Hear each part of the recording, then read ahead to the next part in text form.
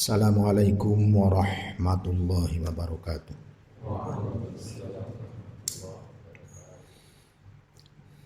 Bismillahirrahmanirrahim. Alhamdulillahirabbil alamin.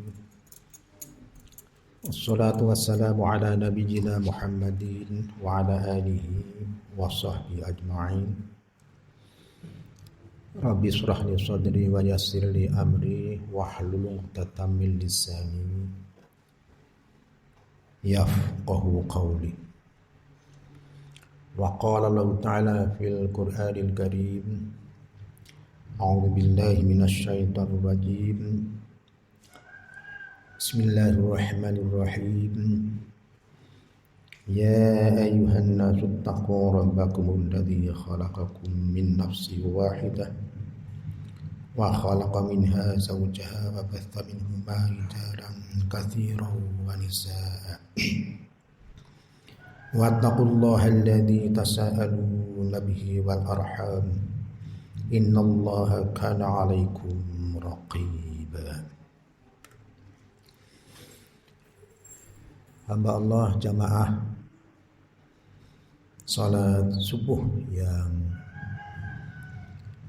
insyaallah dirahmati dan diberkahi oleh Allah Subhanahu wa taala.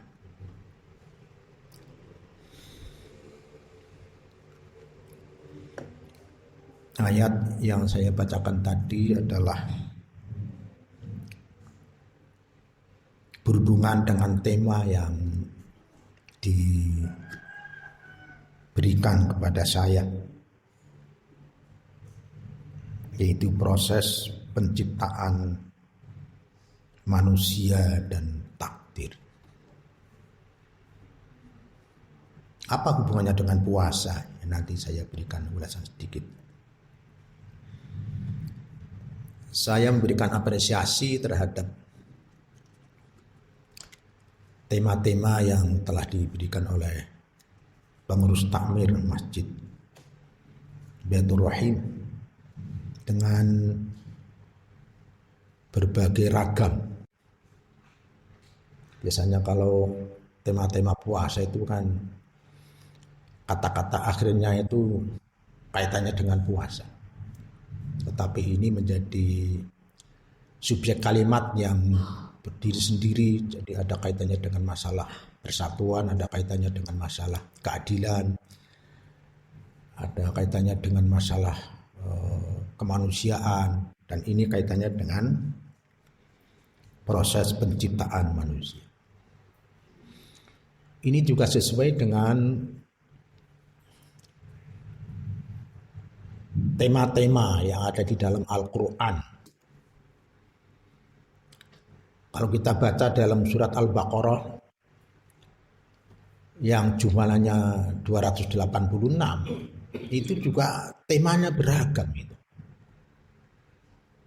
Judulnya Al-Baqarah, surat Al-Baqarah. Kisah tentang penyembelihan sapi. Tapi yang dibahas itu macam-macam itu. Jadi ada kaitannya dengan keadilan, ada kaitannya dengan masalah akidah. Bahkan ada ayat yang panjang sekali, 282 itu, ayat tentang utang piutang. Al-Baqarah kok ada utang piutang, yaitu bagian dari memang ini menggambarkan orang hidup itu harus bervariasi. Jadi tidak melujur gitu ya, tidak melujur. Jadi tidak ajek aja. Nabi kan hidupnya itu selalu berganti arah, jadi makanya kan mengembara macam-macam, melihat umat seperti apa. Dalam berbagai aspek juga beliau lakukan, mulai dari berdagang, mengembala, perang, macam-macam. Ini juga dalam rangka untuk mewujudkan tentang keberagaman, keanekaragaman ayat-ayat Allah yang memang dalam rangka untuk mengisi ketercukupan kebutuhan manusia. Jadi tema-tema ini sesuai dengan Tema yang ada dalam Al-Quran itu. Surat Al-Baqarah yang 286 yang menceritakan tentang sapi itu hanya 5 ayat. Ya, hanya 67 sampai 71 kalau tidak salah itu. 5 ayat, lainnya macam-macam sekali. Ini menunjukkan supaya kita itu betul-betul dalam melakukan sesuatu aktivitas itu juga harus macam-macam itu ya. Jadi makanya ibadah juga macam-macam. Ya. Dan ibadah itu tidak sekedar dalam konteks hablum minallah yang sifatnya ubudiyah. Kita bersujud bersimpuh di masjid, tapi dimanapun kita berada itu memang lahannya untuk beribadah. Sekarang banyak tergerus dengan nilai-nilai buatan manusia. Jadi kalau seperti yang paling sederhana aja, kalau orang jumpa di jalan itu kan, kalau orang yang sedang pakai sepeda itu menyapa dengan yang berjalan. Yang tua atau yang muda menyapa kepada yang tua. Kata-kata menyapa itu kan harus ada hubungan, komunikasi. Tapi coba kita lihat, kalau tidak kenal, kadang-kadang saya tidak kenal dengan takmir di sini, nggak ada yang tanya itu. Seperti saya waktu hujan itu ya, becek di depan rumah saya itu.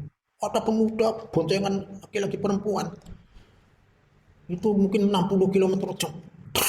Wah, ngecerot di badan saya semuanya. Ini etika apa ini ya? Sudah minta permisi enggak? Malah dia membuat, dan dia tidak merasa bersalah itu dengan itu seperti itu. Jadi ini artinya adalah hubungannya dengan keragaman hidup yang harus kita. Jadi dimanapun kita berada, dimanapun kita beraktivitas, disitulah nilai-nilai keislaman harus ditanamkan. Saya berkali-kali seperti orang ketawa aja diatur, orang nangis aja diatur. Falyadhaku qalilan wal yabku katsira. Jadi kalau Anda ketawa ya yang sederhana aja, mesem gitu kan, atau dikit-dikit aja lah. Memang ada resep dokter yang kalau ketawa bebas itu sama dengan orang berjalan 5 km, katanya begitu. Los itu ya. Memang saya juga dengar los juga ya untuk menghilangkan stres aja itu. Enggak apa-apa itu kan. Dan kalau nangis yang banyak, falyadhaku qalilan wal yabku katsira. Nah ini hubungannya dengan tema tadi yang kaitannya dengan proses penciptaan manusia supaya tidak bergeser dari itu. Jadi ciptaan manusia tidak sekedar, jadi kita kan hanya anu aja ya. Jadi kalau orang hidup itu kalau laki-laki perempuan nikah senang-senang sudah, tapi nggak dipikir bagaimana, kenapa kok saya begini, kenapa kok kalau dalam istilah ilmu yang lebih menterengnya, ilmu filsafatnya, kenapa kok jadi manusia hanya sekedar pancaran mani, kemudian menjadi segumpal darah, menjadi segumpal daging tulang belulang, itu nggak dipikir itu. Yang penting sudah senang. Makanya di dalam ayat ini dikatakan anjuran atau perintahnya itu adalah ya ayyuhan nasu taqu rabbakumul ladzi khalaqakum. Jadi ini annas manusia.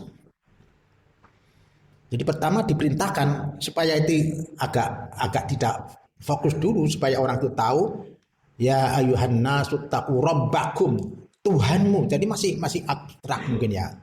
Abstrak. Karena kan masing-masing memiliki kata-kata Tuhan sehingga di dalam Pancasila dikatakan ketuhanan yang Maha Esa, gitu kan? Ini bagian dari supaya manusia semuanya tahu, semuanya manusia disuruh oleh Allah tanpa pandang bulu tentang bagaimana Islam atau tidak Islam. Itu adalah supaya bertakwa kepada Allah Subhanahu wa taala. Dan ini dalam kata-kata takwa itu adalah difokuskan lagi itu. Wattaqullah, ya. Dalam ayat ini dua kali kan. Jadi Rabbakum itu adalah Allah itu sudah jelas itu. Jadi makanya orang-orang pinter yang mereka yang menganalisis kaitannya dengan kemarin tentang berdebat tentang nikah beda agama, itu ada banyak ayat-ayat yang perlu disuguhkan, tidak hanya 2 ayat 3 ayat, tapi banyak sekali. Kalau saya boleh menghadirkan itu mungkin bisa ratusan ayat berhubungan dengan larangan beda agama, itu banyak sekali. Tapi mereka yang orang-orang pinter sekali itu hanya mencukukan 1 ayat, 2 ayat, 3 ayat. Oh, banyak ayat-ayatnya yang melarang itu. Ya, karena kurang mengembara aja lah istilahnya. Saya kan orang-orang sederhana, jadi saya hanya melihat satu sisi aja. Jadi ini kaitannya dengan penciptaan manusia itu adalah hakikatnya harus dilihat secara mendalam. Dan diri saya kenapa kok saya begini itu ya. Memang kita semuanya diciptakan sama ya dari pasangan suami istri, tetapi kenapa kok beda-beda? Kalau beda warna itu enggak apa-apa, tapi beda tingkah itu. Tingkah. Yang hebat lagi perang itu. Padahal dalam ayat Al-Quran, barang siapa yang membunuh 1 orang, maka dia seakan-akan membunuh semua orang. Karena dia tidak membaca ayat ini dan membaca ayat-ayat yang lain, jadi potong dardur, Masya Allah. Kalau dulu zaman Nabi, perang itu melawan orang kafir.